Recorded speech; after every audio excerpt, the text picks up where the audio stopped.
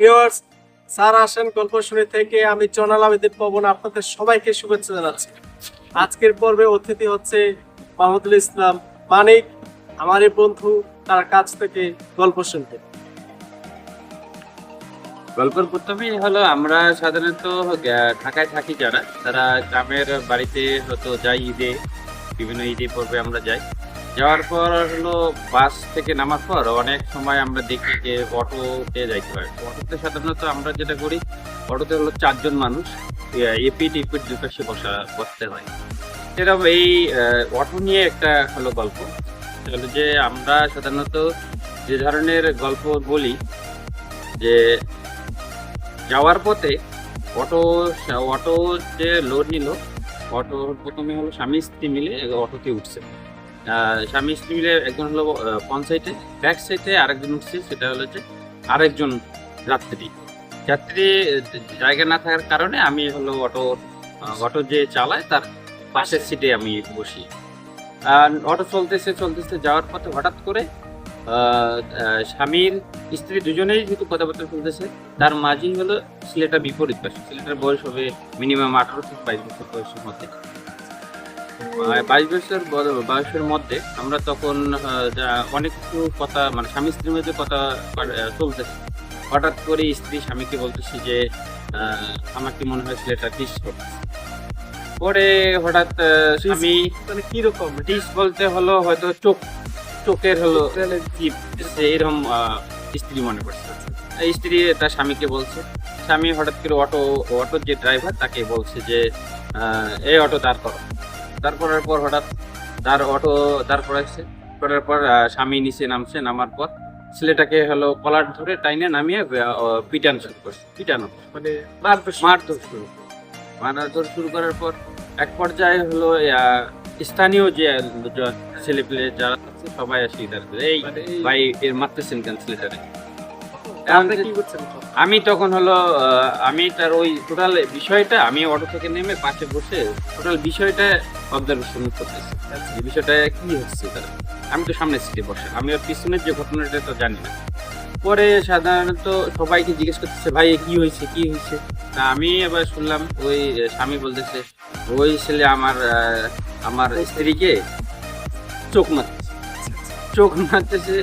এই চোখ মারা নিয়ে হলো যে অটোর সামনে বসে আমার স্ত্রীকে সেটা চোখ মারতেছে।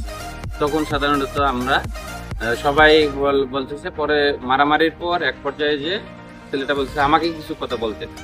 তো বলার পর ছেলেটা বলতেছে আমি চোখ মারি নাই, এটা হলো যখন করোনার টাইমে, করোনার যে সময়টা আমরা 1 বছর যে পার করছি, ওই টাইমে সাধারণত ঘরবন্দি হওয়ার কারণে আমরা বিভিন্ন হলো মোবাইল টেলিভিশন সবার আসক্ত হয়ে গেছে, কম্পিউটার বিভিন্ন আসক্ত। করোনার টাইমে হচ্ছে যে বসে থাকাটা যেটা বসে থাকার সময় হচ্ছে যে অবসর সময় কাটানো, মোবাইলের উপর করে গেম খেলা, পাবজি বিভিন্ন ধরনের। তার কারণে ছেলেটা ওই বসে থাকার কারণে ওই পাবজি গেম এগুলো খেলতে খেলতে হঠাৎ করে হলো তার হলো চোখের সমস্যা আসে।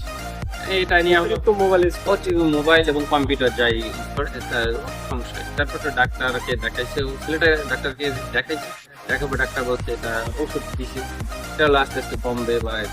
কিন্তু ওই বিষয়ে ওই থেকে ওই ছেলেটার অভ্যাস হয়ে গেছে চোখ মারা, মানে চোখ লাফালাফির কারণে চোখ মারার অভ্যাস হয়ে গেছে। যার কারণে হলো ছেলেটা তখন হলো স্বামী স্ত্রী মিলে বিষয়টা, স্বামীটা বুঝছে, স্ত্রীকে বলছে যে সবাই ওখানকার সবাই জানতেছে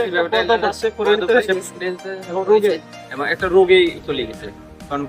কারণ সাধারণত যে কম্পিউটার ইউজ করে বা ল্যাপটপ ইউজ করে, আমরা যে পরিমাণ এখন ভার্চুয়াল হয়ে গেছি, হোয়াটসঅ্যাপ, ফেসবুক, মেসেঞ্জার এগুলি এত পরিমাণ ইউজ করি যে ইউজ করতে করতে আমাদের হলো এখন নিজে একটা আসক্ত আশায় পড়ে গেছে। তাতে একটা রোগও কিন্তু এটা একটা রোগের সমস্যা চোখের, এখন ছেলে মেয়েদের তার চোখের ছেলে মেয়েদেরই বেশিরভাগ এটা সমস্যা হচ্ছে। বাচ্চারা জন্ম নেওয়ার পর হাতেই হলো মোবাইলে আসক্ত। এই ক্ষেত্রে হলো একটা উপদেশ যে এই ছেলেটা যেমনটি ছিল হয়তো করোনার আগে ভালোই ছিল, এখন এক পর্যায়ে এটা আসক্ত হওয়ার কারণে এখন সে হলো এটা ঔষধে পরিণত হয়ে গেছে। যার কারণেই হলো আমার একটা উপদেশ, সেটা হলো যে আমরা প্রয়োজন ছাড়া মোবাইল ইউজ করা যাবে না, এবং অতিরিক্ত মোবাইল ইউজ করা এটা একটা রোগের লক্ষণ। যদি হয় তাহলে এরকম অভ্যাস যদি হয়ে হয় যাবে, তো হচ্ছে রাস্তাঘাটে রাস্তাঘাটে মারামারি। misunderstanding হয়ে যাবে। হ্যাঁ, মারামারি পর্যায়ে চলে যাবে।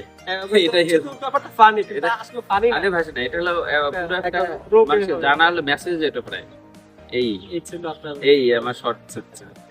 আচ্ছা ডিয়ার ভিউয়ার্স, আজকে মানিকের গল্প শুনো এবং হচ্ছে খুবই একটা সুন্দর গল্প এবং আমাদের জন্য খুবই শিক্ষণীয়মূলক একটি গল্প। আপনার হচ্ছে আমাদের সবারই উচিত যে আমরা যা নতুনত্বের সাথে যে আমরা কাজ করছি, আসলে হচ্ছে কতটুকু কাজ করলে আমাদের ক্ষতি হবে আর কতটুকু না করলে ক্ষতি হবে না, তার পরিমাপটা কিন্তু আমাদের মাথায় রাখতে হবে। যদি অতিরিক্ত হয়েছে তাহলে কিন্তু এরকম চোখ টিপটানি পদ্মপাস হয়ে যেতে পারে বা রোগ হয়ে যেতে পারে বা মাথা ব্যথা হতে পারে। আমাদের উচিত সবার পরিমাণ মতো মোবাইল বলেন, ল্যাপটপ বলেন বা কম্পিউটার বলেন, এটা ব্যবহার করা উচিত। যদি ভিডিওটা ভালো লাগে তাহলে ডিয়ার ভিউয়ার্স শেয়ার করবেন, লাইক করবেন, কমেন্ট করবেন। সবাই ভালো থাকবেন।